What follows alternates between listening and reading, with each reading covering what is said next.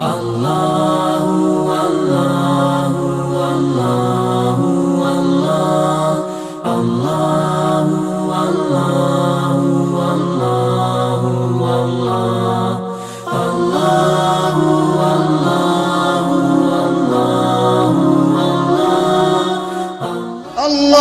لا إله إلا هو له الأسماء الحسنى.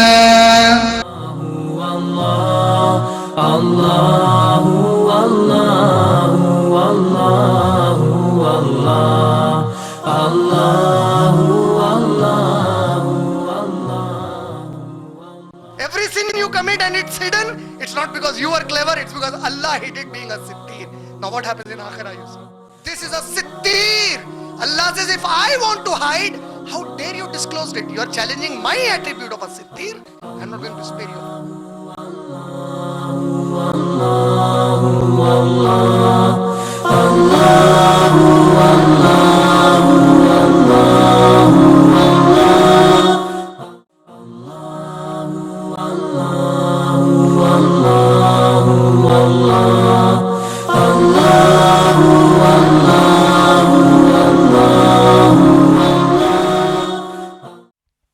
Bismillahirrahmanirrahim. Assalamu alaikum wa rahmatullahi wa barakatuhu. I, Alimuddin Khan, inshallah, shall commence this session with the Arabic recitation followed by the English translation from the glorious Quran. أعوذ بالله من الشيطان الرجيم.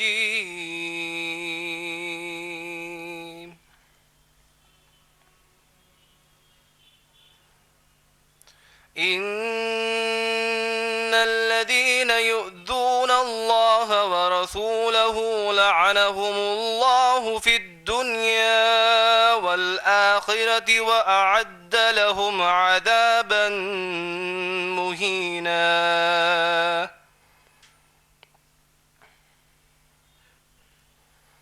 والذين يؤذون المؤمنين والمؤمنات بغير ما اكتسبوا فقد احتملوا بهتانا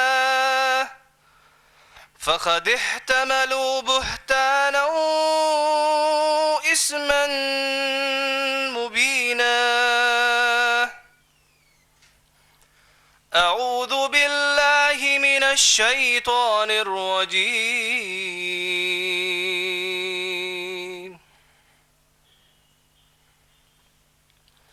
يا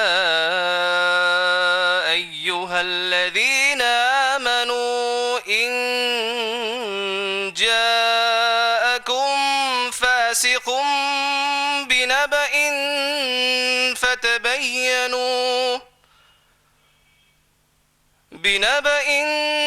فتبينوا أن تصيبوا قوما بجهالة فتصبحوا على ما فعلتم نادمين.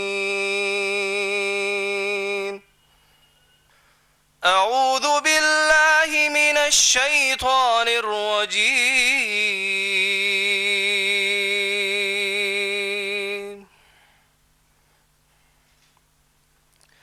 إن الذين فتنوا المؤمنين والمؤمنات ثم لم يتوبوا فلهم عذاب جهنم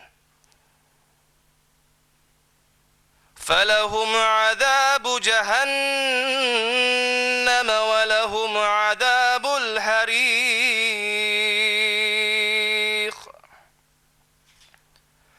إن الذين فتنوا المؤمنين والمؤمنات ثم لم يتوبوا فلهم عذاب جهنم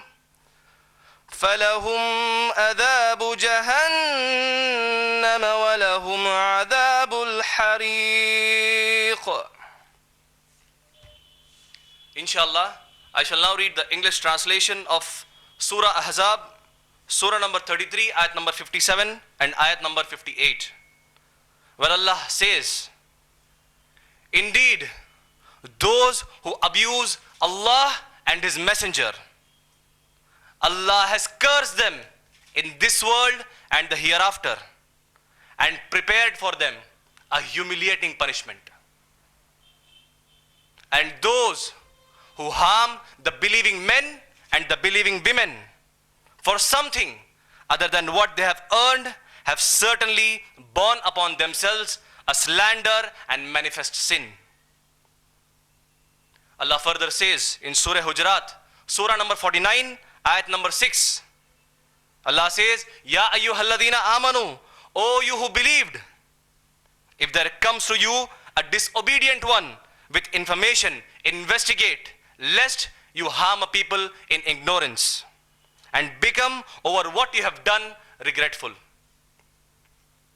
Allah further says in Surah Buruj, Surah number 85, ayat number 10, that indeed those who have tortured the believing men and the believing women and then have not repented, Allah says they will have the punishment of hell and they will have the punishment of the burning hellfire. Wa akhiru da'wana alhamdulillahi rabbil alameen. Bismillahir Rahmanir Rahim. Assalamu alaikum wa rahmatullahi wa barakatuhu.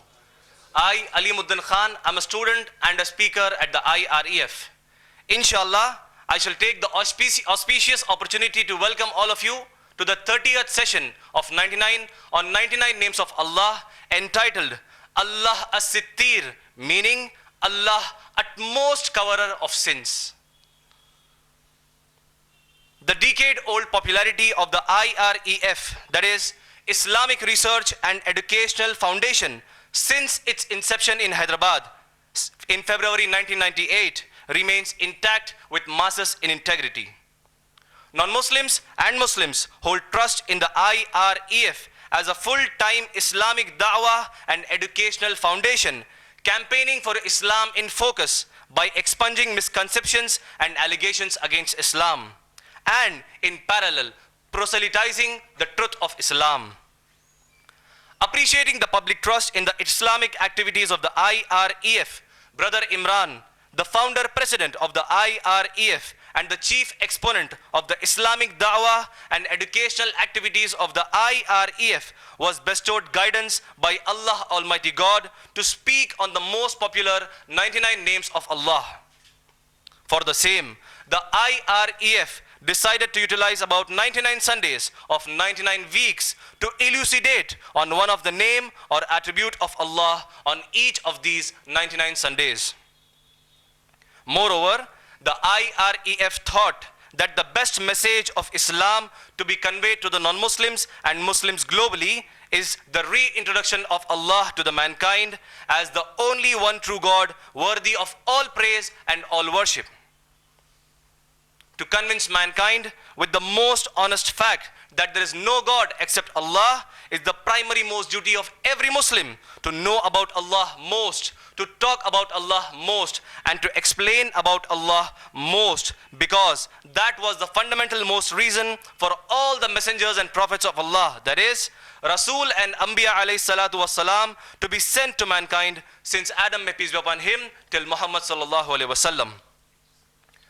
In our modern age today, we find that the subjects mostly spoken of pertaining any religion by the evangelists, apologists, propagandists, preachers, propagationists, proselytizers of that respective religion are more related to the social laws and traditions rather than introducing the true and the only creator of the universe.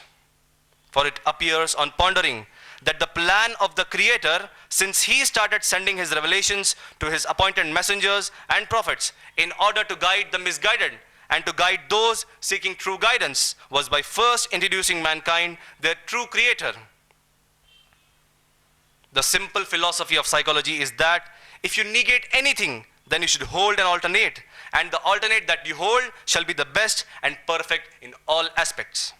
Hence, the Islamic creed, La ilaha illallah, meaning there is no God except Allah, initiates with the negation of all gods and presents the alternate, Allah, to be the only one true God.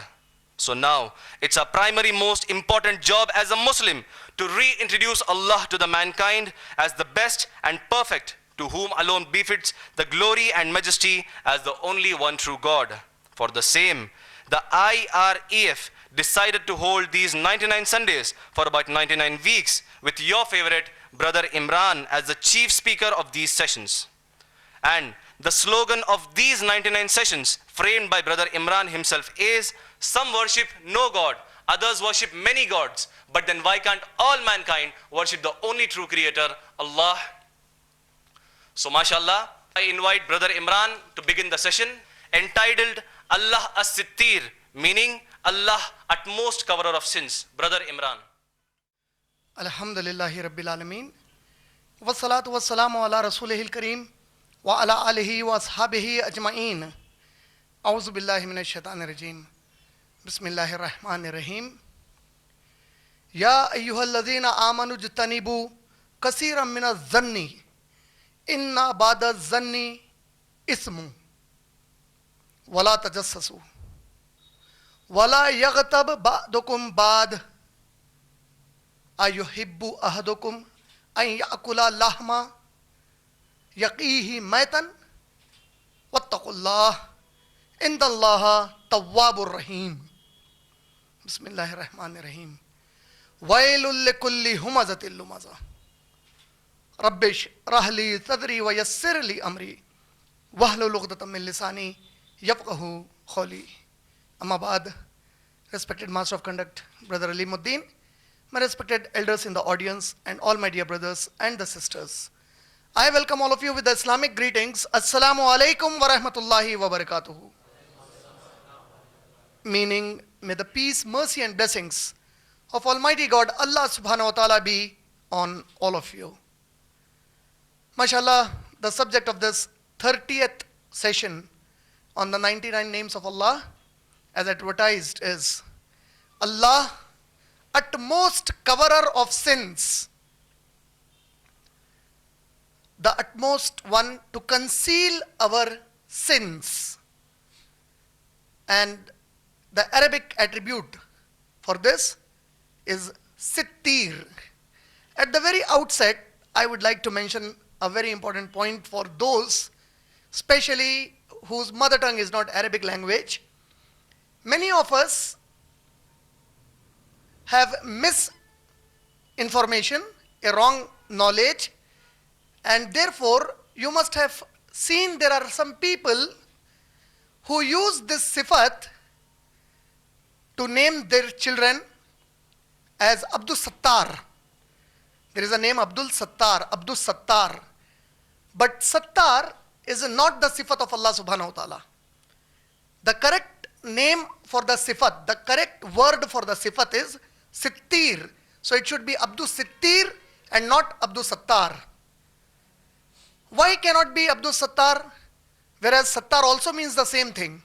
So the simple answer to that is, according to the three categories under which a Muslim is explained the Tawheed of Allah subhanahu wa ta'ala, those three categories are Tawheed al-Rububiyah, Tawheed al-Asma wa Sifat, and Tawheed al-Uluhiyah or Tawheed al-Ibadah. In the second category of Tawheed, which is Tawheed al-Asma wa Sifat, it is explained under 7 main points, and the very first point is, you cannot call Allah subhanahu wa ta'ala by any name by which Allah did not call himself in the Quran, or Prophet Muhammad sallallahu alaihi wasallam did not refer to Allah in his authentic ahadith. So why can't we call Allah as Sattar? Very simple. Because Allah did not call himself Sattar, neither did Muhammad sallallahu alaihi wasallam ever refer to Allah subhanahu wa ta'ala as Sattar. So therefore you cannot call Allah as Sattar. Instead, the attribute is Sittir. And this word Sittir for the attribute of Allah is not used in the glorious Quran. Of the 99 beautiful names of Allah subhanahu wa ta'ala, more than 80 names are in the Quran. And there are few names which Prophet Muhammad sallallahu alaihi wasallam taught about Allah subhanahu wa ta'ala in his authentic ahadith. So the word or the name Sittir doesn't appear in the Quran for one single time. Instead, the messenger of Allah, Prophet Muhammad sallallahu alaihi wasallam, referred to Allah subhanahu wa ta'ala as Sittir in a hadith which is recorded in Sunan an-Nasai, volume number 1, hadith number 406 and hadith number 407, and in Sunan Abu Dawud, volume number 3, hadith number 4001. This attribute of Allah Sittir is used by Muhammad sallallahu alaihi wasallam for Allah subhanahu wa ta'ala in Sunan Abu Dawud, volume number 3, hadith number 4001, and in Sunan Nasai, volume number 1, hadith number 406 and hadith number 407. And Allah's Messenger sallallahu alaihi wasallam, he says that Allah subhanahu wa ta'ala is most modest and he loves modesty. And Allah conceals the sins of the people and he loves to hide the sins of his slaves. So when Allah's Messenger sallallahu alaihi wasallam says Allah conceals and he loves to conceal, the Prophet sallallahu alaihi wasallam used the attribute Sittir, meaning the one who covers, the one who conceals. And this Arabic attribute as-Sittir, if translated, or Arabic word Sittir, if translated into English, it has basically two meanings. The first meaning of Sittir is to cover or to conceal something. You cover something and you conceal something. And the second meaning of Sittir is to keep it away from others, not allowing others to look at it, to watch it. This both together makes the attribute Sittir. A Sittir is the one who at most covers and makes sure that none can see it except Allah subhanahu wa ta'ala. So this is the attribute on which inshallah I shall be discussing the subject this afternoon to all of you. Based on this subject, as a Muslim, we would love to explore how can I benefit from any of the name or attribute of Allah subhanahu wa ta'ala. When I say Allah is Ar-Rahim, so personally, individually, I would like to know how can I benefit from Allah's sifat Ar-Rahim. If I say Al-Ghafur, I would like to know Al-Ghafur, I would like to know how can I benefit from that sifat. If I say Allah is Al-Ghani, you would like to know how can I benefit from this sifat. Similarly, every one of us would love to know and learn how can we benefit from this beautiful attribute of Allah subhanahu wa ta'ala, as-Sittir. Now, to understand that, we need to understand that every name and attribute of Allah subhanahu wa ta'ala that Allah has taught us through the Quran and through Prophet Muhammad sallallahu alaihi wasallam, it is because Allah wants us to benefit through that sifat in this world and in Akhirah. Allah wants that the Muslims who believe in Allah as the only one God shall benefit from his attributes and his names in this life and in Akhirat. To benefit in this life, there are certain prerequisites. There are certain conditions. If you follow those conditions, you will benefit with that attribute of Allah subhanahu wa ta'ala in this life. And this will continue in Akhirat also to benefit you through that sifat of Allah subhanahu wa ta'ala. So before I further explain on this subject, I would like to ask a very simple question to you, expecting a very honest answer, mashallah. Suppose you have committed a sin. You know that you committed a sin. Before I ask the question further, what do you really mean by a sin? How do you define sin to yourself? What according to you is a sin? Is drinking alcohol a sin? Sin or not a sin? See, but for the Western community, that's not a sin. For the one who is not a Muslim, it's not a sin. What does this mean? This means for every human being, the word sin, the concept sin is relative. What is sin to you may not be a sin to me. What is sin to a European may not be a sin to a Chinese or an Asian. So based on this, if you observe, the sin is relative. But yet still, there are certain sins which are so heinous, so dangerous, that whether you are European or American, you consider it a sin. For example, will any American or European like that a person should commit fornication or adultery with his own sister or mother? Absolutely not. You won't like it, incest. It's a sin, you will say. If somebody did it, it's a sin. So now there is nothing called relativity. As a whole, all humans, they shun it. They abhor it. They hate it. They say, no, this is something very bad. Similarly, there are many things. Some people may like it, some may dislike it, some may consider it sin, some may not consider it sin. As a Muslim, for me and you, for you and me, as a Muslim, my idea doesn't work. I am a slave of Allah. If Allah said this is a sin, it's a sin, finished. If Allah said this is a crime, it's a crime. If Allah said this is good, this is good. If Allah said this is evil, finished. Even Prophet Muhammad sallallahu alaihi wasallam is not authorized to mend anything from the Sharia of Allah subhanahu wa ta'ala. And how strict is Allah about this? How serious is Allah subhanahu wa ta'ala about His Sharia? Allah says in Surah Haqqa.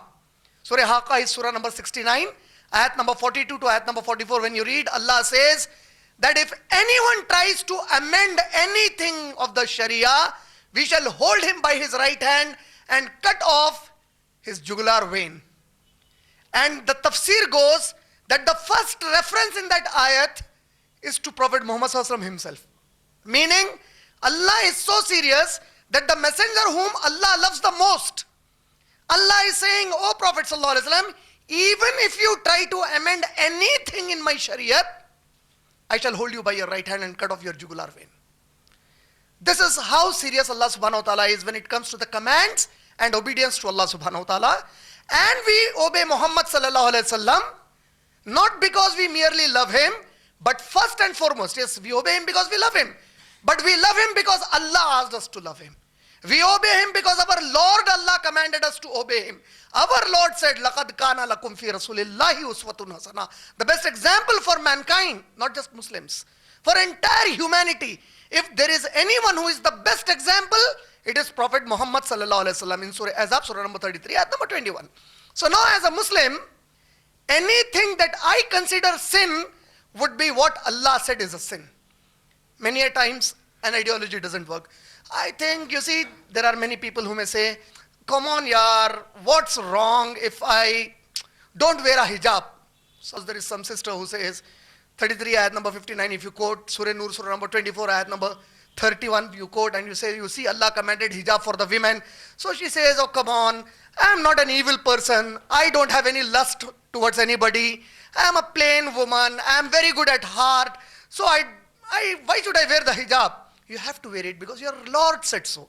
If you believe in Allah, you have to. There is no second thought for you. You don't consider it a sin. If Allah said it's a sin, it's a sin. Then there are some sisters who wear a hijab, but that hijab is not as the standard set by Allah and His Messenger. Sometimes they wear a gawan or a burqa that is just a little below the knee, but it doesn't fall below the ankle. And Allah says cover from the head to the toe. So if she says, "Okay, anyway I am wearing hijab," for Allah it's a sin. You have not worn the complete hijab. There may be some sister who may wear a hijab which is a little transparent. The scarf may be transparent through which you can be seen. The entire burqa is fine, but the scarf part that you are wearing is transparent. Somebody can see you. So even after wearing that hijab in the sight of Allah, you have not worn it. Why? Because Allah said this is a sin. There is a brother who may be wearing a trouser, hanging it below the ankle. He thinks it's not a sin. And Allah said, "Obey my messenger." If you don't obey the messenger, it's like not obeying Allah subhanahu wa ta'ala. If you obey the messenger, it's like obeying Allah subhanahu wa ta'ala. Allah said in Surah Nisa, Surah number 4, ayat number 80, "Whoever obeys my messenger obeys Allah." What does it mean? If you are obeying the command of messenger, you are actually obeying Allah, because my messenger, he doesn't speak anything by himself except what Allah commands to him. This is what Allah said in Surah Najm, Surah number 53, ayat number 2 and ayat number 3. So based on all these teachings, what we understand is, as a Muslim, let us set the standard first. As a Muslim, for us, sin means anything that Allah subhanahu wa ta'ala has said this is a sin. Anything that Muhammad sallallahu alaihi wasallam said this is a sin, is a sin. So based on this, if I ask you a question, that suppose you or me, any one of us, and this includes the sisters there, I would request any sister volunteer there to hold the mic so that they can interact with me for a minute. Now, any one of us, if we have consumed alcohol, nauz billah, committed zina, nauz billah, do you want your mother and your sister or your father to know about it? You like it? Sister, if you have done something wrong, would you like your mother, sister, father, or anybody in the society to know about it? No, brother. You would never like it. Absolutely, you would not like it. Why? Why don't you like it? You will be embarrassed. That's one answer. Any sister can reply from there? Any sister can answer it. Why don't you like your mother, your sister, and your father to know about it? We'll feel ashamed. You feel ashamed. They will punish us. You will be punished. So now you have so many reasons, right? That means when you committed the sin, you managed to hide it from others, right or wrong? You are successful in hiding from your mother, your sister, or whoever it might be. You hid it from others and you committed the sin. I mean, you are clever enough to hide it or not, right or wrong? See, please don't behave as if you have not committed a sin. Except Anbiya, nobody is like that. It's only Anbiya who are Masumin. And for us, you and me, everybody know what all we do. So we are not Masumin. So don't give those very innocent faces like the cats. We have done nothing. So just introspect yourself. Were you not clever enough to hide it from others? Sisters, were you not clever enough to hide it from others? Yes. Yes. But do you know something very, very amazing about Islam? Allah says, it is not because of your cleverness that you could hide it from others.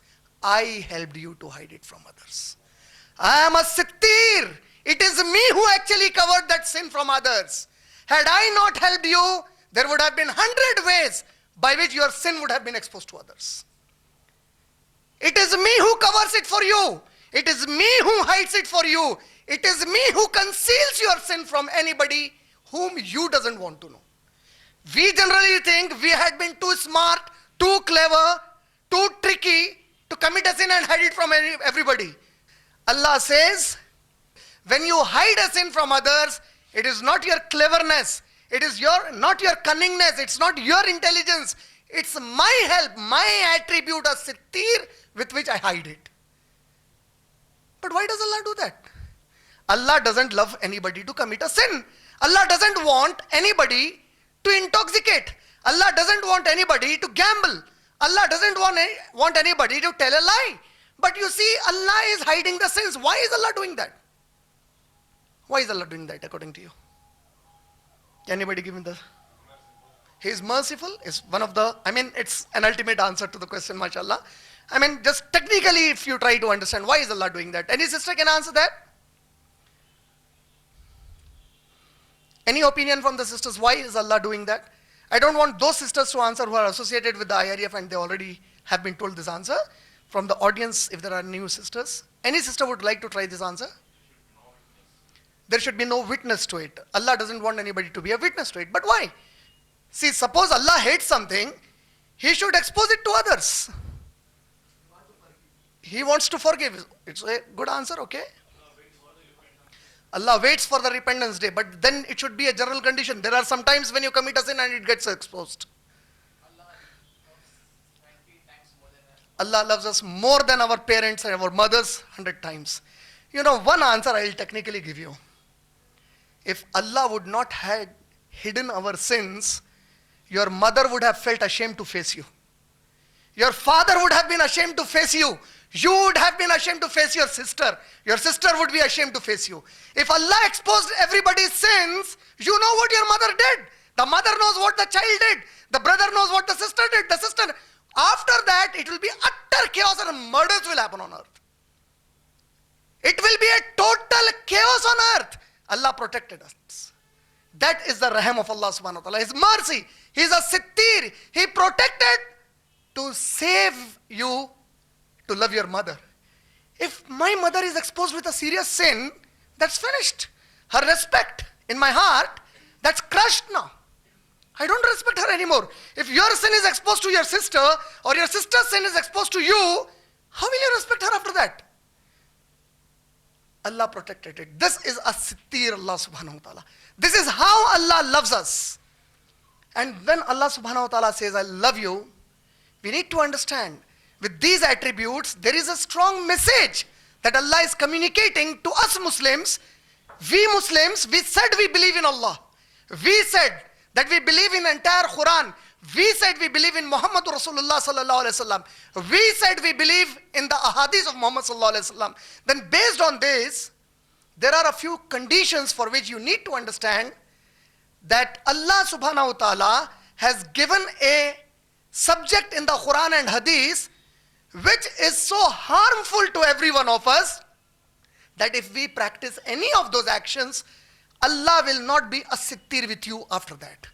You want to benefit from that attribute of a sittir, you need to understand that there are certain terms and conditions of Allah. If you don't fulfill that, Allah will no more be a sittir with you after that. And if Allah by His will, if He still hides your sins here, in the akhirat you will be destroyed. Now when I say a sittir, means to hide and to conceal. If Allah subhanahu wa ta'ala is hiding your sins, to what extent is Allah hiding? There is one ayat in the Quran, and that message should be so responsive for us. It should make us respond to the message of Allah so much that you need to understand how seriously Allah wants to protect His servants, His slaves, from being defamed in the society. To what extent? Allahu Akbar. Wallahi, we read the Quran, but we truly don't ponder on the love of Allah subhanahu wa ta'ala in this message. You know what is the situation in which Surah Nur was revealed to Prophet Muhammad sallallahu alaihi wasallam? Surah Nur is Surah number 24 of the Quran. Bibi Aisha raziyallahu ta'ala anha, she was, na'uz billah, defamed by certain hypocrites of a serious crime. And when the hypocrites started to propagate the rumor about Aisha raziyallahu ta'ala anha, na'uz billah, summa na'uz billah, having some illegal kind of an action with a sahabi, astaghfirullah al-azim, when the hypocrites were promoting and propagating this rumor, Allahu Akbar, it became so serious. Just imagine a situation. Somebody is talking very foul about your own mother. She is the mother of the believers, subhanallah. She is the wife of our Muhammad sallallahu alaihi wasallam. You can't expect the wife of a wali Allah to do something wrong, and this is the wife of our Nabi Kareem sallallahu alaihi wasallam. And still you have those hypocrites who still abuse Aisha radhiyallahu ta'ala anha.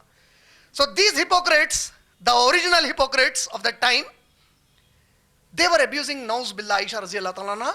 And now Prophet Muhammad sallallahu alaihi wasallam himself, he was so hurt that Prophet sallallahu alaihi wasallam asks Aisha radhiyallahu ta'ala anha to leave and stay with Abu Bakr Siddiq radhiyallahu ta'ala anha in her maika, in her parents' house.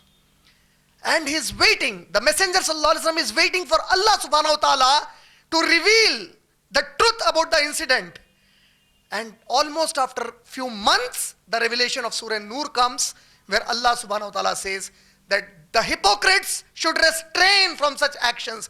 And during that rumor and propagation, some of the Sahaba, even they started to slowly incline their hearts towards those rumors. So Allah warned the Muslims, and Allah said it does not befit the Muslims that they should think something about the Messenger and his family of this kind.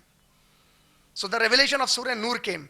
But in the process of that, there are a few ayat when you read Surah Nur, Surah number 24, ayat number 2 to ayat number 24, when you read, there are few ayat in which Allah said, is zina a normal sin or a major sin?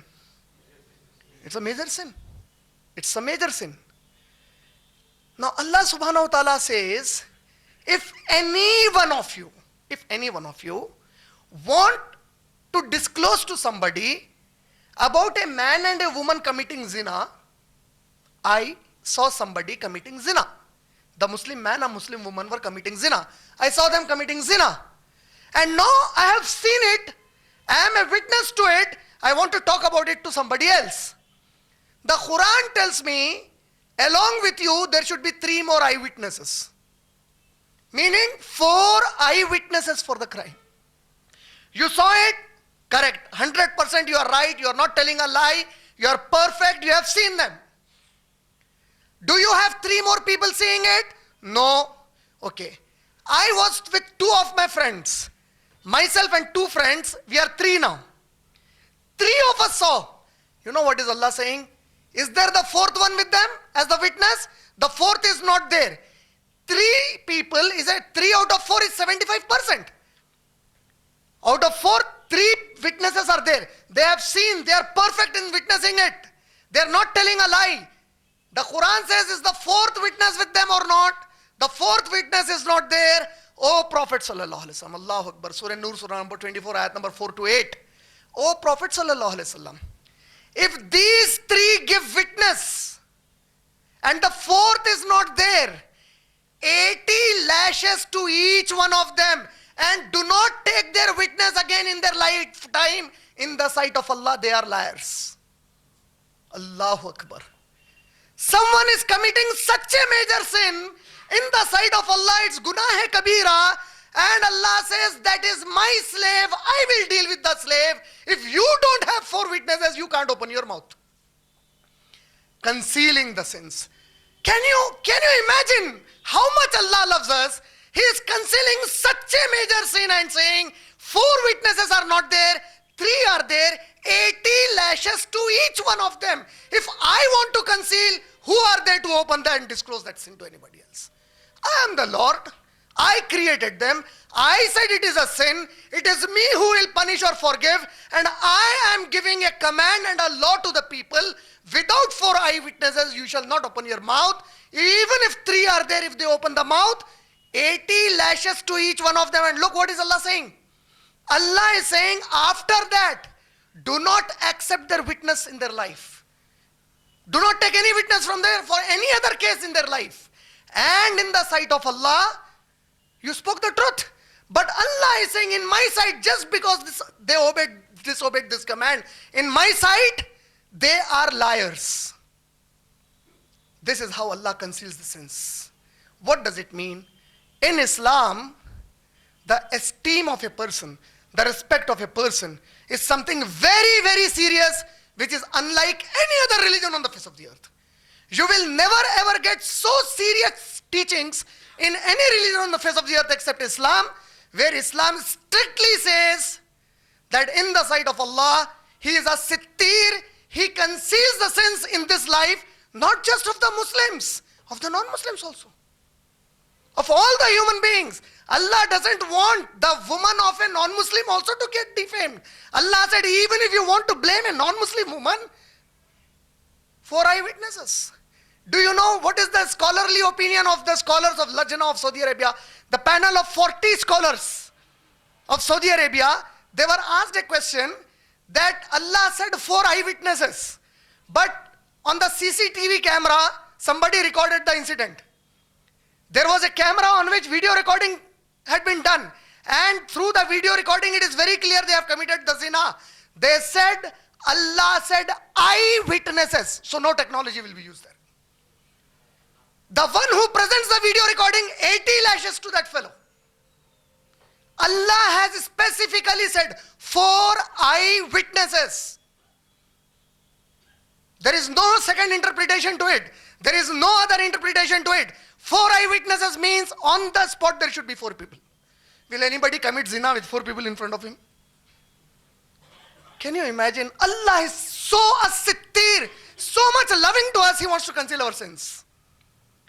And what did Muhammad sallallahu alaihi wasallam say, do you know? Our beloved Prophet sallallahu alaihi wasallam said, verily be warned. Verily be warned. The poorest in my ummah is the one who comes on day of judgment with great good deeds. His deeds are so good and so good and so good. But it will be blown away and he will be pulled into hellfire. His good deeds will be converted into evil deeds. Why? So the message to us as Muslims is, Allah says, if I am covering the sins of my slaves, and if you individually want that nobody should look at your sin, then remember you have no right to disclose the sin of any of my slave, any of the ummati of Prophet Muhammad sallallahu alaihi wasallam. What did Allah say? If you do not want for yourself that somebody should look you when you are committing a sin, you do not want the others to know about your sin, then remember, you will not disclose the sin. You will not defame anybody by exposing somebody's sin. And what is this referred in the Quran and Hadith as? This is called ghiba. Ghiba. Ghiba means backbiting. Ghiba is backbiting. Now there are three terms Islamically that you and me need to understand. What are those three terms? What is ghiba according to Islam? Ghiba means backbiting. There are three terms used in Islamic Sharia. One is ghiba, backbiting. One is taskhar. Taskhar is mocking somebody, abusing somebody, laughing at somebody. The third is tohma. What is the difference between these three? The Prophet ﷺ was talking to the Sahaba, and the Messenger ﷺ was saying that you shouldn't backbite. A Sahabi said, Ya Rasulallah, I agree we shall not speak ill about a person behind him. But I find a person that this person has these negative characters. I am not speaking anything extra. I am just exactly speaking what I find in that person. The Prophet said, I am talking only about that. That is ghiba in Islam. If you disclose something, what you exactly find in the person as an evil, disclosing that behind him, that is ghiba. If you speak something which actually doesn't exist in him, that is tohma, much serious than ghiba. Ghiba is, you truly found something, you express that to somebody. That person is not there, you express that. That is ghiba. Yes, it is there in him. Now you said to somebody while he was not there. That is ghiba. You didn't exaggerate. You exactly said the same thing. That is ghiba. If you say something which is actually not there, that is tohma, and tohma is much serious than ghiba. Now why am I talking about ghiba and tohma and this when it is as-sittir? Because the sifat as-sittir is connected to al-ghiba. It is connected to tohma. It is connected to maskhar, to mocking, maskharapana. What does Allah say in Surah Hujurat? Surah number 49, ayat number 11, Allah subhanahu wa ta'ala says, O you who believe, let not some of the men laugh at others. Maybe in the sight of Allah, those people are better than you. And let the women also know that they should not laugh at other women. Maybe in the sight of Allah, the women at whom they are laughing are better than them. Allah is saying, what is making you laugh at others? Maybe in the sight of Allah, you are a mocking stock in the sight of Allah. And they are respectful in the sight of Allah. What does it mean? If you are mocking somebody who is honorable to Allah, you are finished. Be careful. Don't try to mock at others. Ghiba is backbiting. And do you know to what extent backbiting can go? Bibi Aisha radhiyallahu ta'ala anha was sitting with Prophet Muhammad sallallahu alaihi wasallam. The Prophet sallallahu alaihi wasallam started discussing something about Safiya radhiyallahu ta'ala anha, our Ummul Mu'minin Safiya radhiyallahu ta'ala anha. When the Prophet sallallahu alaihi wasallam was discussing, now Bibi Aisha radhiyallahu ta'ala anha, as a normal nature of a woman, she felt a little uncomfortable. And just so that she would divert the conversation of Muhammad sallallahu alaihi wasallam, she just said, Ya Rasulullah, not that short-sighted Safiya, short-heighted Safiya radhiyallahu ta'ala. What was the word she said? The short-heighted Safiya radhiyallahu ta'ala. The height of Safiya radhiyallahu ta'ala anha was a little short. And that is a fact. It was a fact. The fact is, the height of Safiya radhiyallahu ta'ala anha was short. Did Bibi Aisha speak anything negative about her? No. Did she abuse her?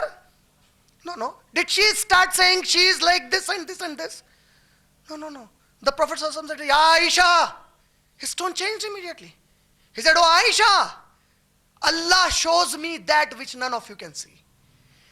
The word, that short height word that you used for Safiya, if Allah drops the word in the ocean, entire life of the ocean will be destroyed, and stinking water and untidy water will be there in the oceans.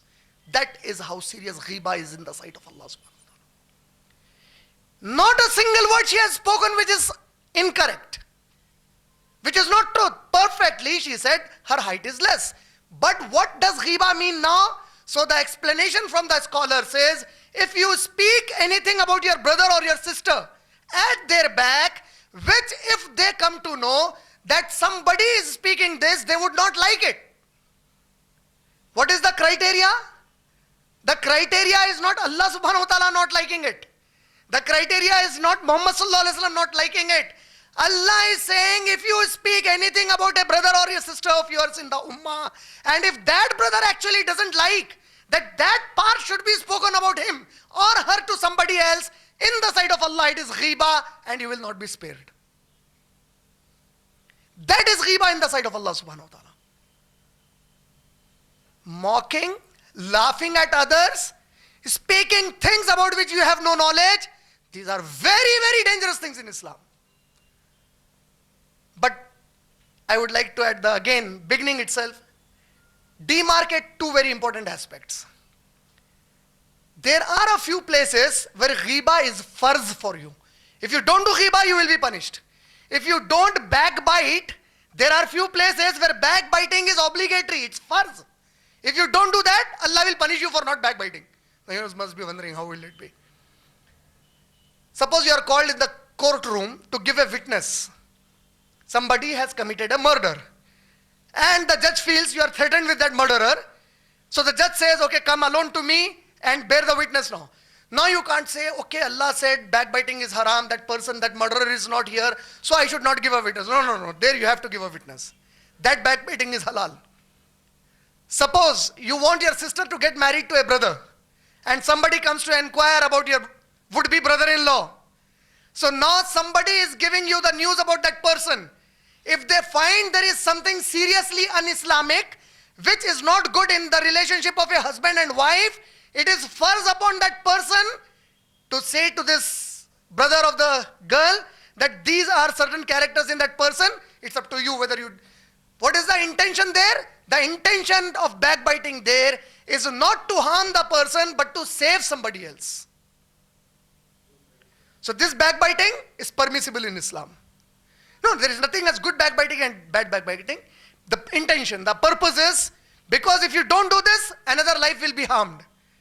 Third, if you know about any Muslim who has certain characters which can damage the Muslim Ummah.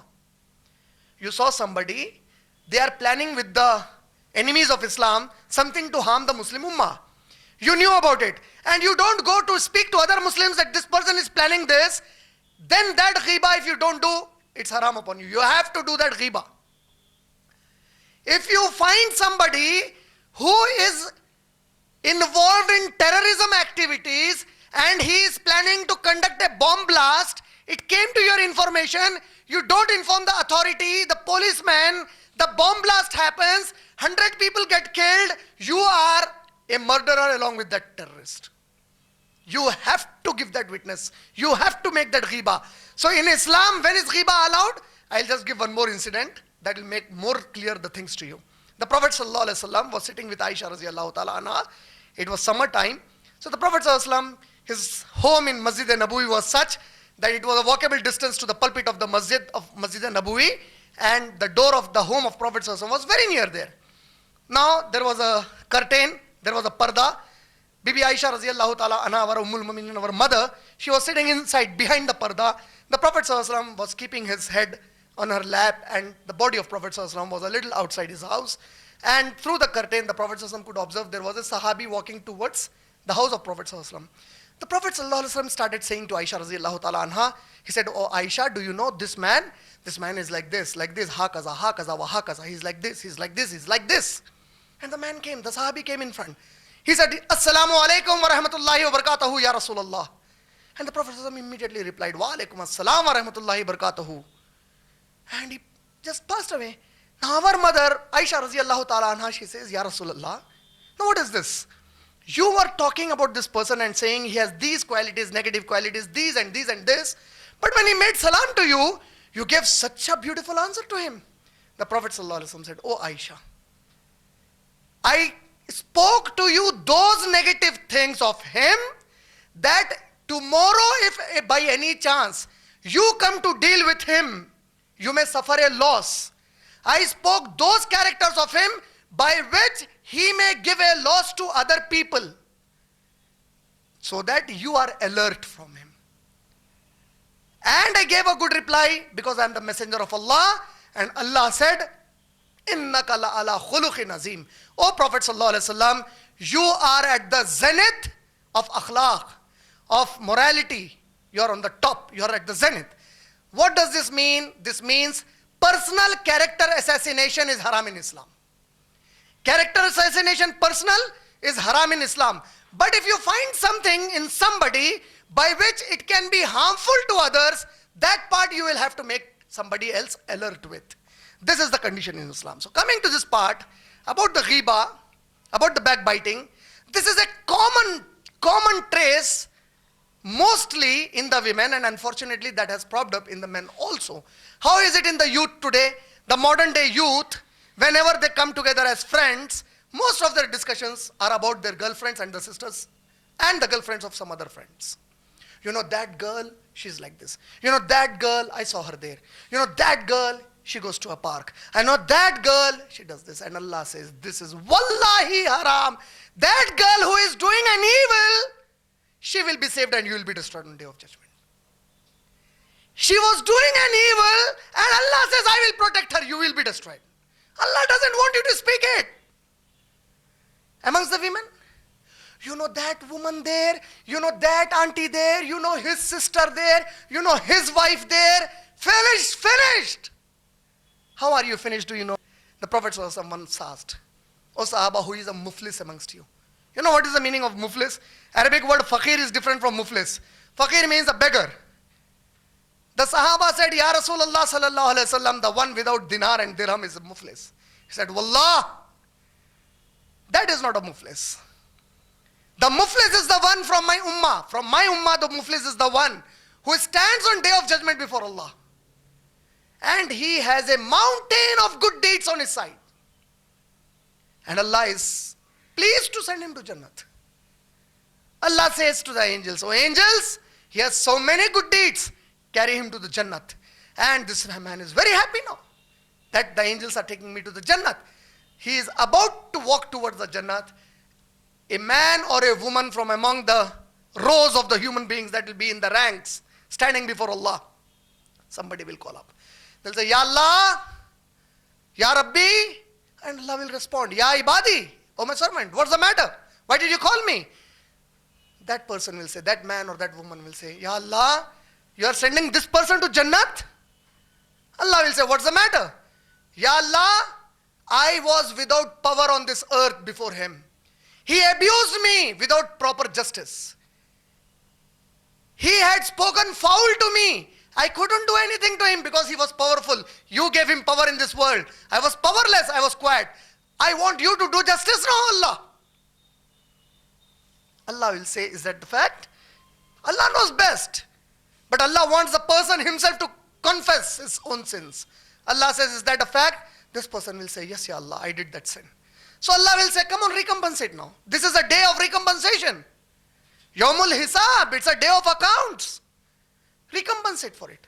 He says, Ya Allah, what shall I recompensate? The woman will say, Ya Allah, what can I recompensate? Yes, Ya Allah, I said so and so thing about this woman in the world. She learnt about it. Allah will say, recompensate that. This person will ask, Ya Allah, what can I recompensate today?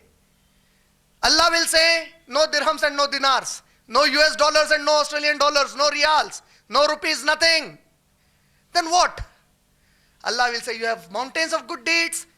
O angels, pull some good deeds from his mountain. And those good deeds, put it in the account of this person whom he has harmed in this world. Harmed how? Physically? Did he punch? No. Did he kick? No. Did he murder? No. Did he slap? No. Backbiting. He spoke foul. He mocked. Allah says, take it and put it there. The moment that happens, the messenger of Allah said, another person will stand and say, Ya Allah, he did this and this to me. Account, Ya Allah, you are the Maliki Yawmiddin.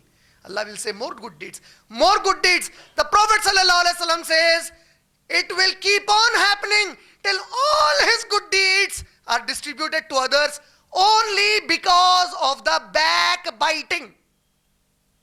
He didn't commit zina. He didn't leave a salah. He didn't even drop fasting in the month of Ramadan. He didn't murder somebody. No, what was his sin? Only backbiting. Every other action he did. Allah says, you have no right to talk negative about my slave. That is my slave. I love every one of you. You think I love you? If you think I love you, then I love every other slave of mine as much as I love you. You have no right to defame somebody. You did that. Come on, take those good deeds from your account. The Prophet ﷺ then says, he will have no good deeds in his account anymore. Even after that, there will be a few people saying, Ya Allah, he did this to me. Ya Allah, this is what he said about me. Now Allah will say, come on man, come on woman, Fula ibn Fula, you son of so and so, Fula binte Fula, you daughter of so and so, all your good deeds are over. Now what do you say? This person will say, Ya Allah, forgive me. Ya Allah, forgive me.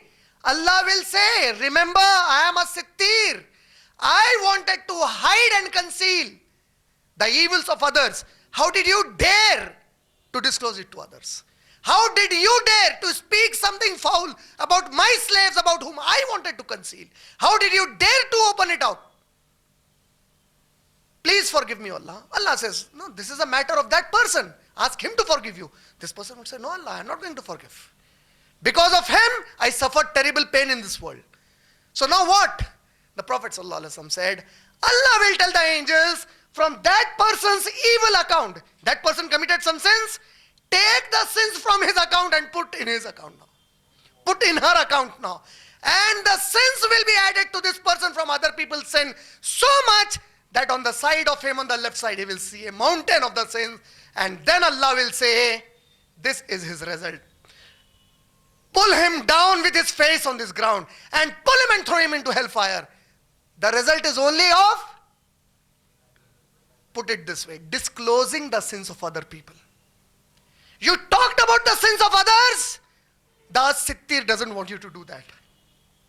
Allah says, if I am ready to conceal the sin of zina, such a major sin, how dare you spoke something about my people, about my slaves? How did you dare do that? The Prophet ﷺ was once walking with two Ansar Sahaba Raziyallahu Ta'ala anhu. And while walking, one of the Ansar Sahabi was talking about a Muhajir Sahabi. And he said, you know, this person, this Muhajir Sahabi is like this and this. The Prophet ﷺ heard and he was quiet. After walking to a distance, there was a camel that died and the body was decayed because of the death of the camel. It was thrown into the desert sand and the body was decaying. It was stinking, and pus and intestines because the body got swollen and they were coming out. The Prophet ﷺ suddenly stopped there and he said to both of them, come on, eat that camel now. Allahu Akbar. He said, come on, both of you eat that camel. They said, Ya Rasulullah, may Allah forgive us. Ya Rasulullah, how can we eat that camel? It's so stinky. It's decayed, Ya Rasulullah. How can we eat it? Allah has forbidden the dead meat in the Quran, Ya Rasulullah.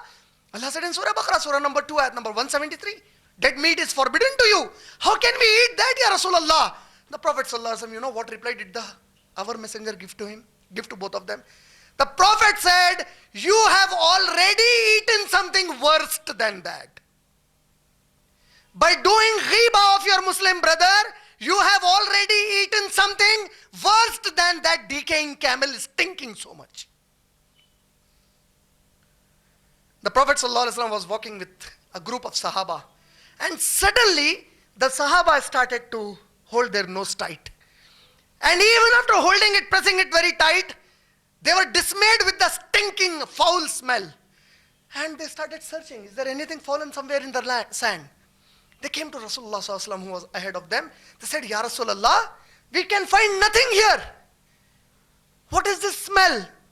Our Nabi Kareem ﷺ said, don't you know what is that smell? They said, Ya Rasulullah, Wallah, we don't know what is that smell. The Prophet ﷺ says, at that distant place there are a few hypocrites who were mocking and backbiting about my Sahaba. The words of their mouth were given those smell for you to stink. Can you imagine how serious is backbiting? What does it mean?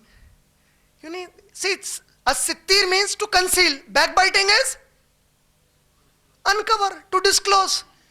Disclosing the sin of any person is just opposite to the attribute of sittir. If any one of you are doing that, you are challenging the attribute of sittir of Allah subhanahu wa ta'ala.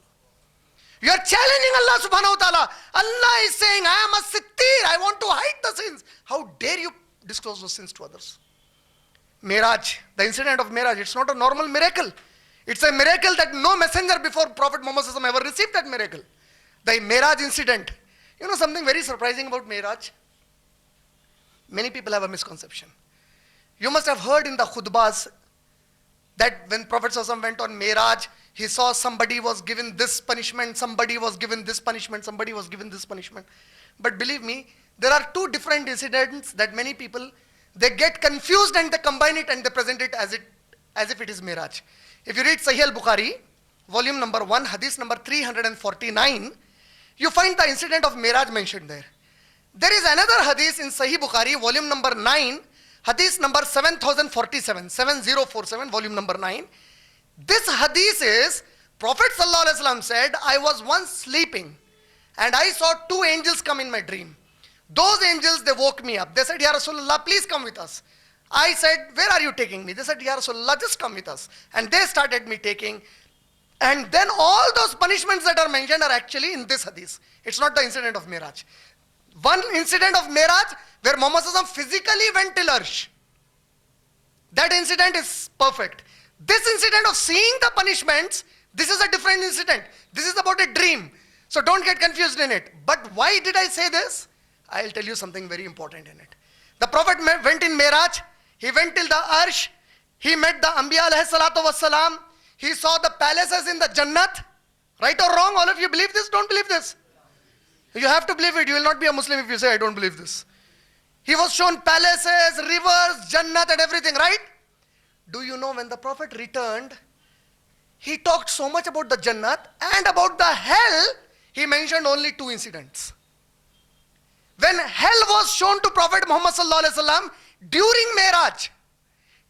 Miraj, only two incidents of the hell the Prophet sallallahu alaihi wasallam mentioned. You know what were those two incidents?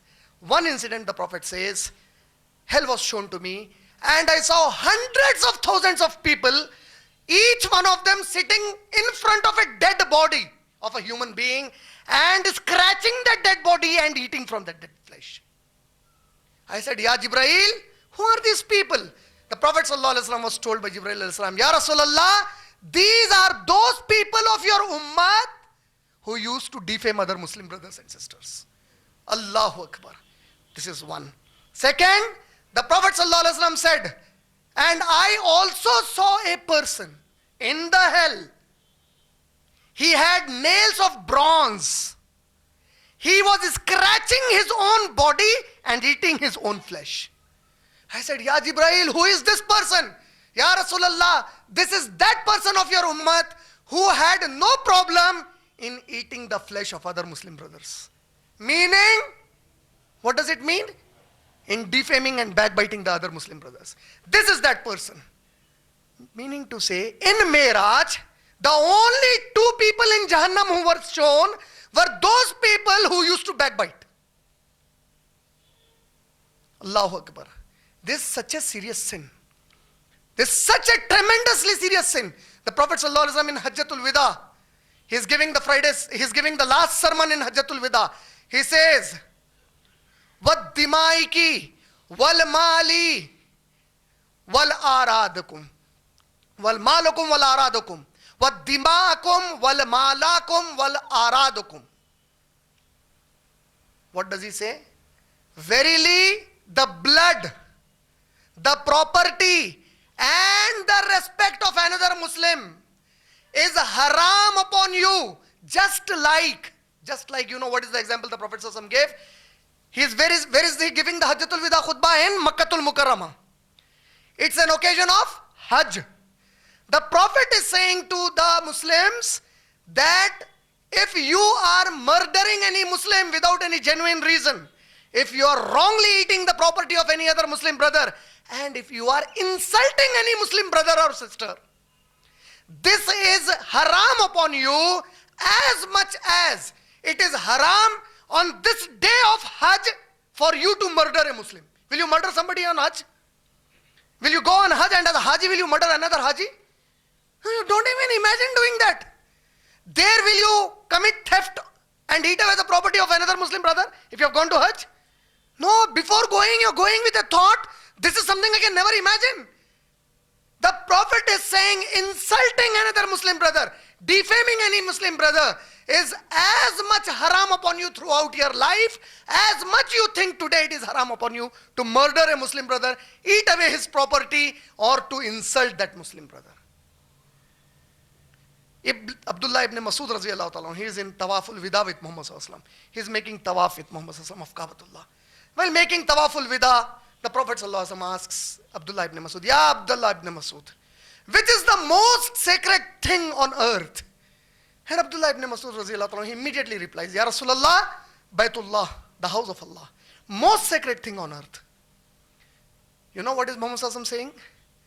The beloved Prophet sallallahu alaihi wasallam says, Wallah, by Allah, by the Rabb of the Kaaba, I swear by Allah, I swear by the Rabb of Kaaba, the izzat of my ummati is more sacred than this Kaaba. The Prophet ﷺ said, on day of judgment, a person will be raised up. And Allah will say, do you remember Fula ibn Fula? Do you remember Fula binte Fula? Oh, you daughter of somebody. Oh, you son of somebody. Do you remember? In this world, there was a person who committed this crime, who committed this sin. I hid it from others, but you spoke about that sin. So he'll say, yes, I did, Allah, I did that. Allah will say, do you know the one who committed the sin? After committing the sin, that person came to me to seek my forgiveness in sajda. Do you know that sajda was done to me by that man, by that woman? They came for tawbah to me. Do you know when they asked my forgiveness, I forgave that man and the woman. Do you know all this? This person will say, I didn't know all this, Ya Allah. Allah subhanahu wa ta'ala will say after that, when you didn't know that this person who committed the sin has already sought my forgiveness, when you didn't know that I forgave my servant of mine, how did you dare to continue to speak that sin to others? So now that you spoke that sin to so many people, even the sin my servant committed will go in your account today. Are you ready? Are all of you ready for that? Can we expect that on the day of judgment? We already don't do anything good. And this is extras. You know, in cricket when you play wides, nobs, all extra runs. These are extra evils to us. Evils which you didn't do, sins which you didn't commit, and you are in a big problem on day of judgment. According to another hadith, the Prophet ﷺ said, Allahu Akbar, look at this hadith. The Prophet ﷺ says, a person commits a sin, and another person does the ghiba of that sin. And this person who has committed the sin seeks Allah's forgiveness. This person backbites. Allah asks the angels, O angels, didn't this person who committed the sin seek my forgiveness? And the angel said, yes, Ya Allah, he sought your forgiveness. She sought your forgiveness. Then Allah says, O angels, does this person who is backbiting, does this person, this man, this woman, do they know that I have forgiven that man and that woman for that sin? The angels say, oh Allah, they don't know. Allah says, if they don't know, why did they speak of that sin to others? Now as a punishment to them in this life, look at the hadith, Allahu Akbar. Now as a punishment in this life to this man and woman, I will not let them die without they indulging in the same sin and people knowing about it. How did they dare do that? They spoke it, I will not let them die till they indulge in the same sin and people are exposed about that sin to them. Allahu Akbar. The Prophet ﷺ said on day of judgment, my brothers, this is so serious. This is something so serious. You make salah, you make saum, you pay zakah, you make hajj, you do khital fi sabilillah, you fight in the way of Allah. A sahabi, young sahabi, he went on khital with Muhammad sallallahu alaihi wasallam. Imagine, subhanallah, he is on the battlefield fighting for Islam with Muhammad sallallahu alaihi wasallam. He's in the company of Rasul Karim sallallahu alaihi wasallam. And he's murdered, he's killed. He had an old-aged mother. She comes to know that is her son, he has been killed. She rushes to the ground. She rushes to the battlefield. She goes, she takes the head of the son and keeps it in her lap. She says, my son is a shaheed. My son is a shaheed. The Prophet ﷺ was behind. He was standing there. He had a stick in his hand. He said, Ya Ummi. Yeah, oh my mother, listen. What did you say? She said, Ya Rasulullah, my son is a shaheed. He said, no, don't say that. Say, Inshallah, he is a shaheed. Maybe he has spoken about others' evil. He will have to give that account on Day of Judgment. He is a shaheed. No, say, Inshallah, he is a shaheed. Maybe he has done some backbiting about somebody. Allah will take that account from him also on Day of Judgment. If there is a shaheed in the way of Allah, the Prophet ﷺ said, in the grave, no questions to him. No fitna in the grave. In the akhirah, no accounts for him. Did you make salah? Did you fast in the month of Ramadan? Nothing. Allah says, I will forgive everything for him. But if he has done backbiting, if he disclosed other people's sin, I am a sittir, I hid it, even if the shaheed does that, he will first give the accounts for that. This is a sittir. The Prophet ﷺ said, a person will stand on Day of Judgment in front of Allah. And he will have so many good deeds. This person will be a little satisfied. He'll say, Subhanallah, I have done. Now my account comes, Subhanallah, I have good deeds, mashallah. He is a little happy. The Prophet ﷺ said, Allah will tell to that person, what do you think about these good deeds? Jannat or Jahannam? He'll say, Inshallah, Allah, with your raham, Jannat. Allah will say, surely I want to send you to Jannat. I will surely send you to Jannat. Because good deeds. Remember, this is a hadith. These are not my words. Mark it. It's not my words. This is what our Nabi Sallallahu Alaihi Wasallam said. We don't know. It may be you. It may be me. Allahu Akbar. May Allah protect us. The Prophet Sallallahu Alaihi Wasallam said, this person will be said, these are good deeds. With your raham, inshallah, I will go in Jannat. Allah will say, surely I will send you to Jannat. Only one thing I want you to do here. You remember, in this life, my sisters, this is for you also. Please, sister, it can be you and it can be anyone, my wife, my daughter, my sister, anybody. Please, sister, listen to this carefully. You did everything good. You made hijab. You were the best in this world. You have so many good deeds. Allah says, very good. I will surely give you Jannat. One thing I want you to do today. You know what is that? Allah says, in this world, you spoke about another slave something. You said he is like this. You said she is like this. Did you say or didn't you say? I said. Now I want you to prove it and go to Jannat. Allahu Akbar. Allah will say, prove that and go to my Jannat. I won't stop you from going Jannat. The person is shocked now because he spoke something about which he had no perfect knowledge. Allah says in Surah Bani Israel, Surah number 17, ayat number 36, Allah says, do not speak on a subject about which you have no complete knowledge. Remember, Allah is saying, remember. Your tongue, your eyes, your ear, and your hearts will be questioned on Day of Judgment. How dare you spoke something which that servant never did it, but you said that.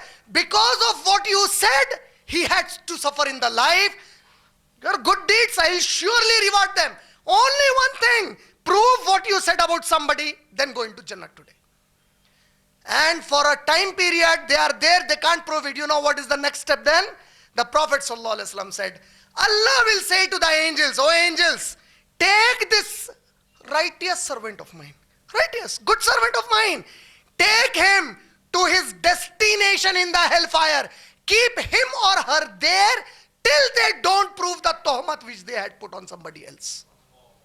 Where will they be put, do you know? The Prophet described that place of the hell.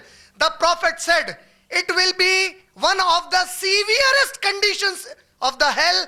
The severest punishment is given. In that place there is a well.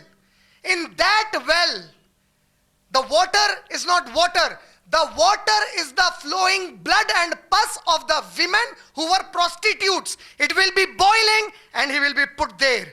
And when he will be extremely thirsty, he will be asked to drink the pus and the blood flowing out of the private parts being burnt of the prostitutes. Till when? Allah will say, prove that. You spoke about a Muslim brother of yours, you spoke about a Muslim sister of yours, prove it now. Till then you will be there. Allahu Akbar. Seek Allah's forgiveness, my brothers and my sisters. My brothers and my sisters, seek Allah's forgiveness. Pray for the one for whom you have ever spoken anything, saying, Allah, I don't even remember. Allah, please forgive me and forgive all his and her sons' sins about whom I spoke without knowledge, Ya Allah. Say Ameen, Ya Akhi. Allahu Akbar. Otherwise, we will be in that destination on Day of Judgment. This is a sittir. Allah says, if I want to hide, how dare you disclose it? You are challenging my attribute of a sittir. I am not going to spare you after that. This is a sittir, brothers. This is a serious state. This is a serious condition on Day of Judgment. You know why hearts? In this ayat I said, Allah said, I will question your hearts. You know why? Allah says, there are a few people whom I love in this world. They may not be very righteous. When you look at them, they don't appear to be very righteous. They are people about whom Allah says to the angels, oh angels, do you know this servant of mine? Do you know that woman Fulan binte Fulan, Fulan bin Fulan, this son of this son of this, daughter of this, do you know? I have decided to give them that place in the Jannat, that elevated place in the Jannat. The Prophet ﷺ said, the angels will look, they can't question anything to Allah. It's his decision. Who can question the master of Day of Judgment? Who can question the king of the kings? Nobody. It's his sovereignty. He decided it's final. So the angels, but they discuss with each other. The Prophet ﷺ said, they say, Allahu Akbar, this person, he is not performing 5 times salah. He is not doing good deeds. Allah is saying that is his position, that is her position. Allah knows the best. Allah, finished, that's it. And Allah says, Allah's messenger says, suddenly that person is put to a trial. You know what is the trial to that person? Other people speaking negative about this person, about something which doesn't happen with him. Tohmat lagate hain. They allege something which is not true about him or about her. They start speaking and defaming him in the world, and he is in sabr for Allah subhanahu wa ta'ala. He says, Ya Allah, you know the best. You take the revenge from them. Ya Allah, I am helpless today. You help me. You give me sabr, Ya Allah. Allah says, then Allah addresses those angels and Allah says, remember you were questioning within yourself, why that position? Look at that slave of mine. They are alleging something wrong against him, yet he believes in me, he seeks my help, and that is what I give as a reward when they seek my help. The people who are alleging, finished. You're finished. Imagine, Yaqi, you did everything good. Just because you uncovered the sins of others, you are finished. Allah says in Surah Ahzab, Surah number 33, ayat number 58, وَالَّذِينَ, whosoever, they defame, this is an ayat of the Quran. If they defame any Muslim brother or sister without a just reason, then let them know that they have committed a very clear, evident sin. This is what Allah says. So all this I spoke, time doesn't permit me, I have so much to give you more, but in short, as-sittir means the one who covers the sins of his slaves. If Allah is covering other people's sin, my brothers and my sisters, please, please, don't destroy yourself on Akhirah, in the day of Akhirah, just by speaking something about somebody that Allah said I had covered. The Prophet ﷺ said, everyone from my ummah will be forgiven on Day of Judgment. Illa mujahirin. Allahu Akbar. This is something again very important for us, my brothers and my sisters. Very, very important for my young brothers and my young sisters. Allah will forgive everyone from my ummah except mujahirin. The Sahaba said, Ya Rasulullah, who are mujahirin? The Prophet replied and he said, a person, a man or a woman, he or she commit a sin in the morning and Allah hides it. This person who committed the sin, he or she in the night goes to some friend to say, you know, in the morning I did this. There is a man or a woman who commit a sin in the night and Allah hides that sin till this person himself or herself, they go to, in the morning to say to somebody, you know, in the night I did this. And Allah's messenger says, Allah will not forgive after that. You know why? Allah hid it. When you said to somebody you committed a sin, you challenged Allah subhanahu wa ta'ala. Can you go to the police commissioner to say, sir, you know, in the night I raped a woman? Do you do that? What will happen if you do that? Nirbhaya Act. What will happen? Do you go to the police proudly say, you know, sir, 3 people I killed and I buried them, you know. Do you do that? Do you do that? Allah is saying, don't you fear me? I gave a law to you. The first mistake itself was, the first sin itself was, you disobeyed my message, and now you are proudly boasting that disobedience to others. You are challenging me now. Shaving of the beard, it's mujahirin. Allah's messenger said, grow the beard. You proudly shave it. You show it and you think you will be forgiven for it. Wallah, Sheikh, I don't know what the other Muslim scholars and others say about it. Wallah, I know my Muslim scholars who never say you can shave your beard. Wearing above the ankle. Allah's messenger is telling us, Ya akhi, Allah's messenger is saying, Allah will not look at you on day of judgment. If you drop your trousers below the ankle, our Nabi is saying, Allah won't look at you on day of judgment. You are not afraid of it. When you do it openly, you are challenging Allah subhanahu wa ta'ala. Allah is saying to the women, wear hijab. When they don't wear it, you are challenging Allah. You are proudly disobeying Allah subhanahu wa ta'ala. You are finished. You are finished now. How many times did Allah ask us to pray? You don't do it deliberately, you are finished. Then there is another group amongst us who want to go to the movie and shame on such fathers. Shame on such mothers. It is better that they die than live as a Muslim of this kind. They book the tickets for their children. They book the tickets for their children, sending them to watch zina. You are challenging Allah. This is mujahirin category. You're going to a film. Oh, come on, Yahi. You tell your friend, Are chal baap, naya picture hai, let's see that movie. The friend comes, finished. No forgiveness. It's finished, man, you're gone. Eid ke mauke par nahi picture. Astaghfirullah al-Azim. The day when you celebrate Eid, the whole time you're seeking Allah's forgiveness. And immediately after that, whole family is going, come on, bhai, thoda to entertainment rehna. Fine, you don't know. This entertainment of yours is actually a ticket to your hellfire. It's a ticket. You are challenging Allah subhanahu wa ta'ala. Allah is saying, if you are committing a sin, that itself is terrible. But I am hiding it. The sin that should be hidden, you are exposing. Now look what I will do. Say something. Parents, our parents. You know, our daughters, our sons, they want to learn higher education. Good. Please go. What do you want to do? I want to do this. I want to do this. They don't even inquire about the college. There is dance. There is art. There is music. There is every other filthy thing against Allah. You are saying she is acquiring higher education. You are actually upgrading yourself in the hellfire on Day of Judgment. You have finished, man. Please don't challenge Allah subhanahu wa ta'ala. With all this, if you keep yourself safe by not disclosing the sins of others, now let us take the glad tidings on Day of Judgment.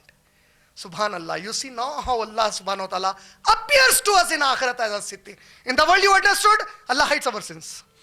Every sin you commit and it's hidden, it's not because you are clever, it's because Allah hid it being a sittir.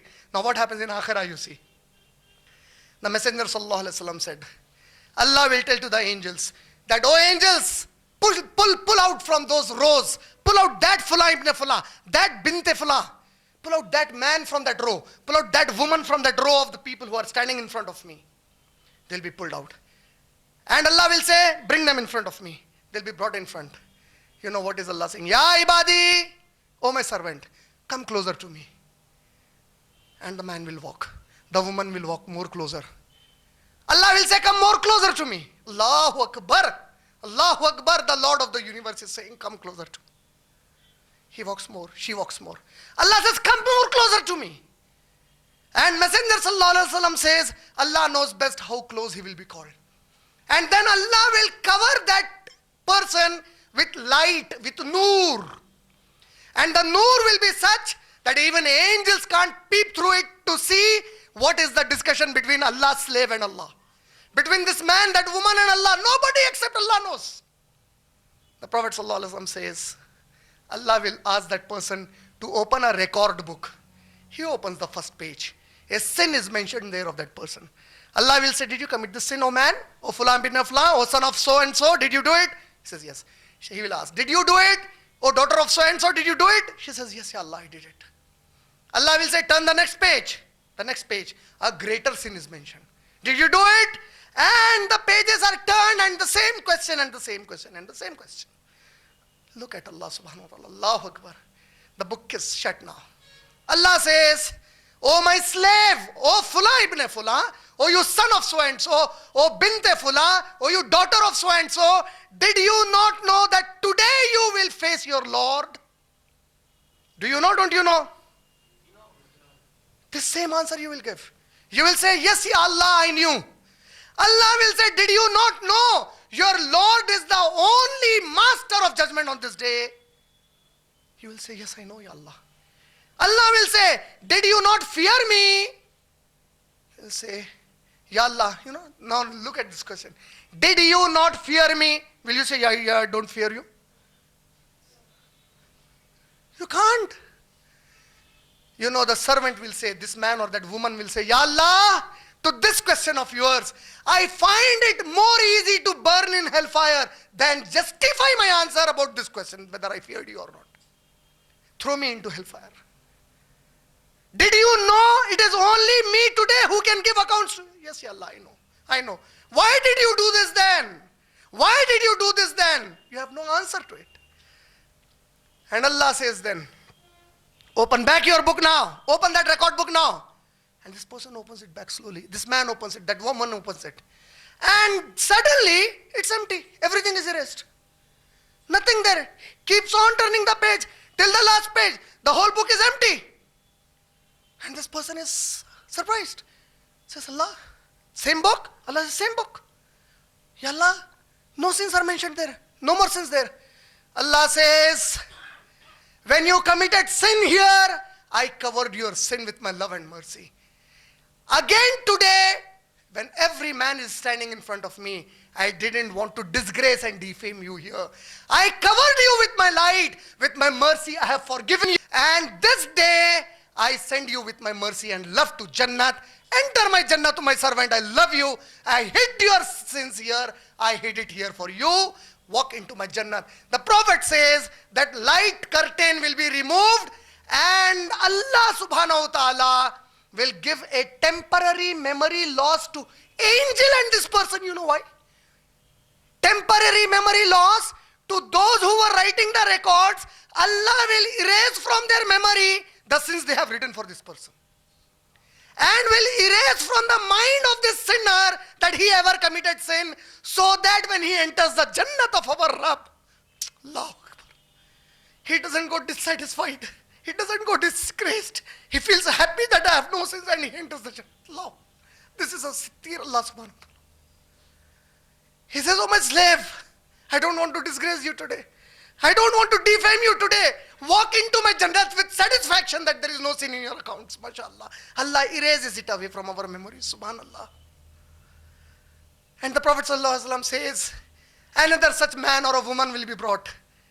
And Allah will say, open the record. The record is opened. Sin after sin, sin after sin, sin after sin. And the same questions again. Were you not afraid? Same reply. Ya Allah, it's better that I am thrown into hellfire than this. Allah will say, open the book again. Opens the book. Listen to this hadith very carefully, brothers. Listen to this hadith very carefully, brothers. Brothers and my sisters, of course, listen. Sisters, please listen to this hadith very carefully. Look at what Allah is saying. Again, all sins are erased away. Allah says, you know, O Fulan ibn Fulan, O son of so and so, you binte Fulan, you daughter of so and so, do you know? Your Muslim brother in this life, he did something. Your Muslim sister in this life, she did something. You came to know about that evil, but you did not disclose it to others. You learned about your Muslim brother and your sister committing a sin, but you did not defame them. You didn't say about that to others. You didn't disclose it to others. You were so cautious to save the modesty and chastity of your Muslim brother and sister, your Rabb will not allow anybody to look at your sins. They have been erased. Walk into my Jannah today. At least do this, brother. At least do this, sister. Please, brothers and sisters, the respect of the Muslim is something very, very serious.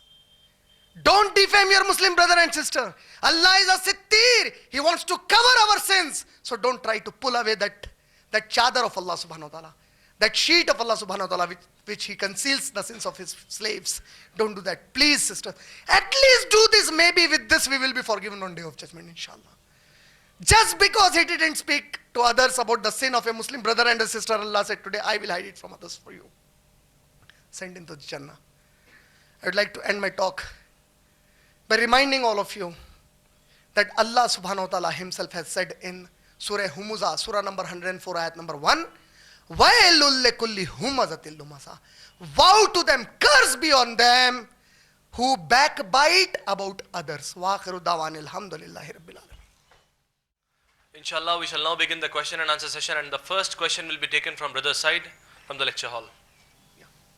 My name is Tanveer and I'm engineer by profession. I would like to know how do you repent for such a big sin? Thanks for explaining this in detail. For example, if you miss your salat, you can ask forgiveness and then redo the salat. If you have taken away some money from him, you can forgive and give it back. But for this sin, what is the process of repentance? MashaAllah, brother, that's a very good question, MashaAllah. He said if you have committed the sin of backbiting, or if backslandering, or mocking somebody, or alleging against somebody, what is the way to seek forgiveness of Allah subhanahu wa ta'ala? The Prophet sallallahu alaihi wasallam was asked the same question. He said two ways. If you have an approach to the brother, and if you can talk to him to say that this is something wrong I did to you, please forgive me. Do that, first thing. But the scholars then say, if you do that now, and you expect that there will be a retaliation and a greater fitna, then don't do that. It's not important. In that case, what will you do? If you can't do this one, the Prophet ﷺ said the second thing, till you die, seek his forgiveness from Allah subhanahu wa ta'ala, and seek good for him from Allah subhanahu wa ta'ala till you die. Inshallah, for that good deed, Allah will forgive you on Day of Judgment. MashaAllah. And just to add to this, as I was asking a question, why did Allah say in Surah Bani Israel, Surah number 17, ayat number 36, even your hearts will be questioned. Remember, I began my talk from Surah Hujurat, Surah number 49, ayat number 12. What is Allah saying in it? Ya ayyuhalladhina amanu jtanibu kasiran min az-zanni. In Arabic, zan means not backbiting. It means only assuming something wrong. I saw one of you going with a girl. This fellow, some affair. Finished. It may be true, it may not be true. You assumed, you are gone. Allah says, oh you who believe, keep yourself far away from wrong assumptions about your Muslim brothers. Kasiram min az-zanni wa inna ba'da az-zanni ithmun. Verily, most of the assumptions are sins in the sight of Allah. Don't assume anything wrong about your Muslim brother or your sister. Even if you find something, think that no, there must be something. Finally, okay, what is my problem? He will answer to Allah. She will answer to Allah. Why shall we be so much bothered about somebody else? It's not your job. Forget it. To the last option, think good. Then what does Allah say? Wala tajassus. Do not spy on others.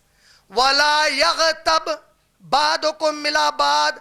And do not do backbiting about others. Ayuhibbu ahadukum ay yakula halama yaqihi maitan.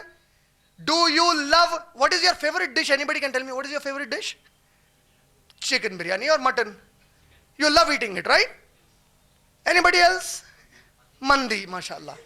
You see, when I ask dishes, and you see you love. Now Allah is asking, Ayuhibbu, the way you love eating your favorite dish, do you love to eat the flesh of your dead brother? Ayuhibbu ahadukum ay yakula lahama yaqihi maita?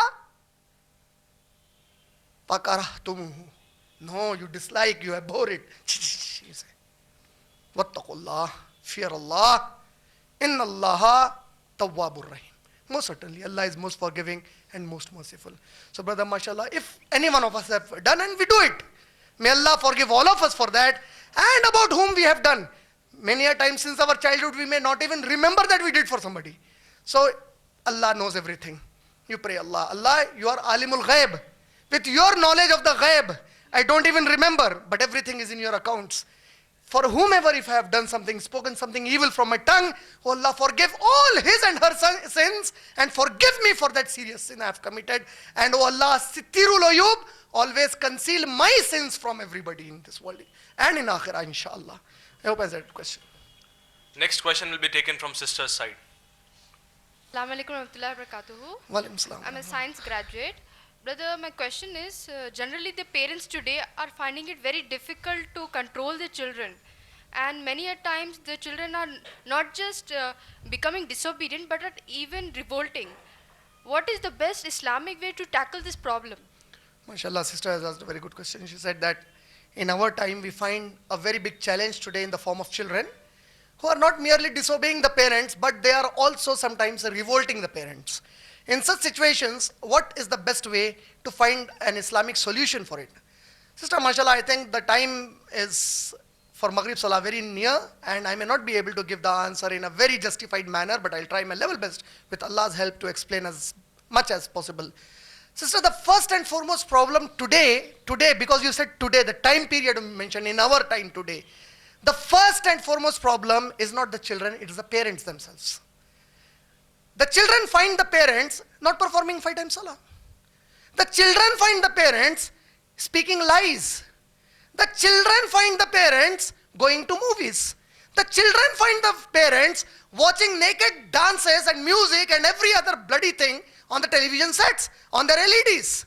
The children find the parents speaking foul language. The children find the parents backbiting about others. The children find the parents greedily encouraging them to earn this world. The children find the parents never reading the Quran. The children find the parents never reading the Quran with an understanding.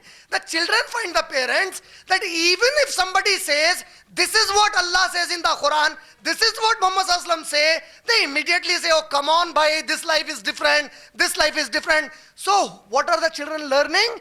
They are learning their mother and their father disobeying and revolting Allah subhanahu wa ta'ala. So Allah said, I will make you taste your own medicine now. You disobeyed me, now you see I will make your son disobey you. You disobeyed me, I will make your daughter disobey you. And most of the times, when our parents are correcting us, the correction is not because of Quran and Hadith. It is because of their self-esteem. You know, if you do this tomorrow, what will the people say to me?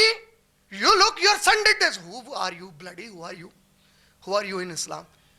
The izzat is of Allah and Muhammad Sallallahu Alaihi Wasallam. That's it. The izzat is only for Allah and His Messenger, not for you. Who are you? You know, many times my wife, my first wife, she tells to my children, you know, bete, your papa is doing this work, so don't do anything. People, I always tell, my children are here, he is there, my son is there. You ask him, I always tell my wife, don't correct him that way. Don't correct him that way. Who is Imran? Bloody, throw me in a garbage. Who am I? I'm nothing. The izzat is for Allah and Muhammad Sallallahu Alaihi Wasallam. I say, tell my son, I tell my wife, tell him that, bete, if you do this, this will bring a bad name to Allah, His Nabi, and to this ummah. Don't do that. Because Allah, Nabi and the ummah is ultimate, not parents. Who are parents? Allah can give you birth without any parents. He can give a female dog give a birth to a human being. For Allah, there is nothing impossible. The parents, when they correct, their correction is not according to Islam. The mother herself, she is backbiting so much about others. She is the one who goes out to purchase dresses which are naked dresses for the children. She is the one who says, bete burqa bitta mat pehno, come on, remove the burqa in the marriages. There is video shooting. Who is encouraging the daughter to become like a prostitute? My words may sound very hard. I don't mind it. I don't mind it, man. If you are asking a Muslim girl to remove the hijab, for us Muslims, it's a ghira matter. It's a matter of our ghira. We can't see our sisters removing their hijab. We can't see that. Let the whole world go to hell, I damn care it. My Allah, my Nabi said, our women should be in hijab. That is their respect if they are in hijab. If they are not in hijab, I again don't want to repeat that word. But who makes them like that? The mother and the father. I know several in IREF who have come to tell me that we want to wear hijab, Imran bhai. My father says don't wear it.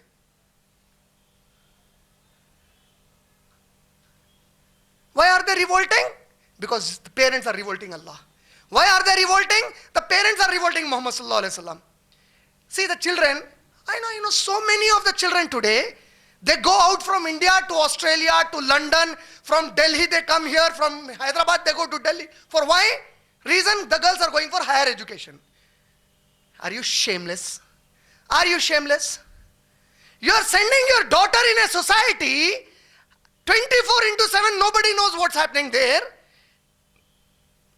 And you just trust her. No, I trust my daughter. No, I trust my daughter. Keep trusting till she goes to an abortion center for abortion. Shame on such parents. The problem are the parents today. All the talks today, the parents, it sounds very good to their ears. साहब हमारे बच्चे को जरा समझाइए माँ बाप की फरमाबरदारी क्या होती है. ऐसे पहले तुम समझो अल्लाह रसूल की फरमाबरदारी क्या होती है, उसको खुद समझ में आती माँ बाप की फरमाबरदारी क्या होती है. First you learn to obey Allah and His Nabi, your child will definitely obey you. Allah will make them obey you. What is it? You don't even ask your children to read duas because you don't know the dua. When they are sleeping on the bed, you don't know. When you wake up, you don't know. When do you wake up? You have made Fajr haram for yourself. You don't even keep an alarm for Fajr. The parents, beta, if you don't pass in this exam, you see what I will do to you. Have you ever stressed that so much for Islam? Have you done that? Who are at fault? The parents, not the children. Sister, the parents should be corrected first. They should learn what is Quran and Hadith first. They should dress themselves properly. When these children, all of you, when your mothers and your sisters, please introspect your mothers and your sisters. Look at the dress code they wear in the marriage functions. Why? Will your mother be given an exception on Day of Jannat? Your sister will be given an exception on Day of Jannat? She is better than Bibi Fatima and our Ummahatul Mu'mineen, that whatever dress code she wears, Allah will do nothing to her? Shame on us! If our parents don't know that, you teach them if they don't know that. Shame on these mothers. They wear new dresses, they purchase new dresses for the girls. Half sleeves, transparent sleeves. Oh, anyway, she's covering till here.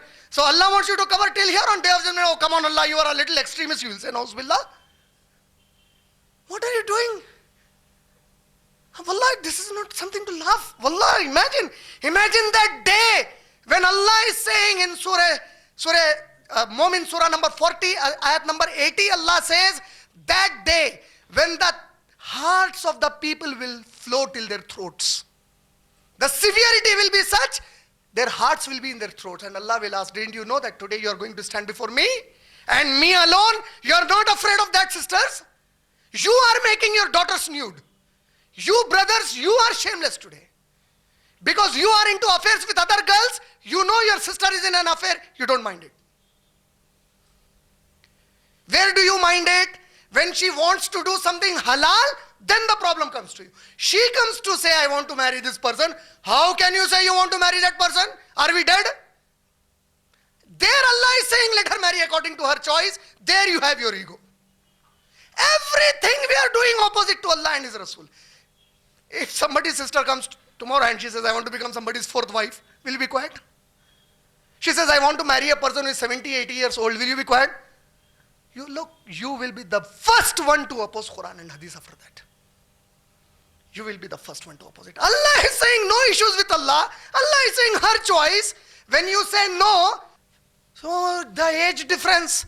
When you speak these things, brother, you don't know you are defaming Muhammad sallallahu alaihi wasallam. This is what the Christians and the Jews are saying, that your prophet was 50 years plus. How could he marry Aisha radiallahu ta'ala anha of 6 years?